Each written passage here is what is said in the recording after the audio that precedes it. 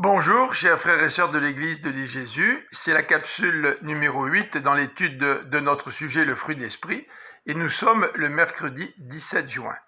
Dans Galates au chapitre 5, au verset 22 et 23, l'apôtre Paul nous donne la description de la composante du fruit de l'Esprit.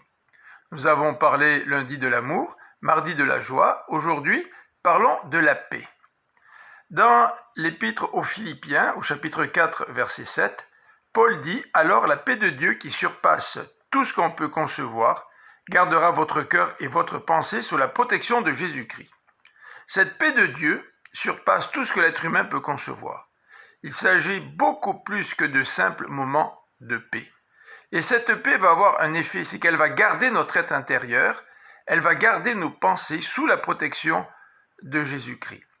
Mais pour connaître cette paix, nous devons nous rappeler qu'il existe 3 conditions.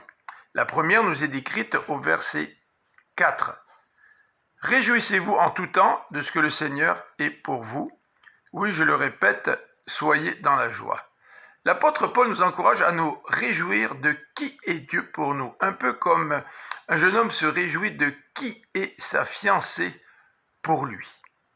La deuxième condition nous est décrite au verset 5, « Faites-vous connaître par votre amabilité ou votre douceur envers tous les hommes, le Seigneur est proche. » Nous faire connaître par notre douceur, c'est une deuxième condition pour connaître la paix de Dieu.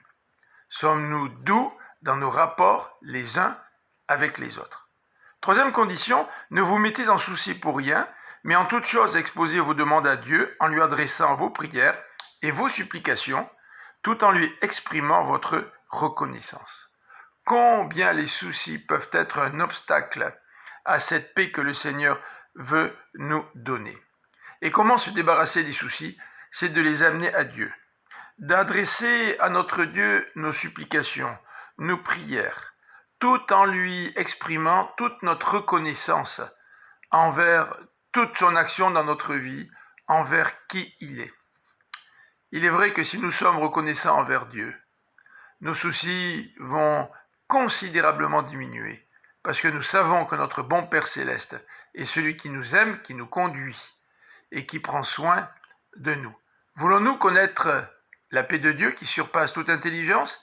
Eh bien, réjouissons-nous dans le Seigneur.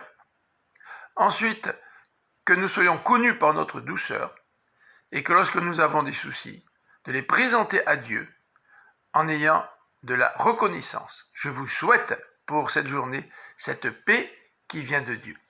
À demain.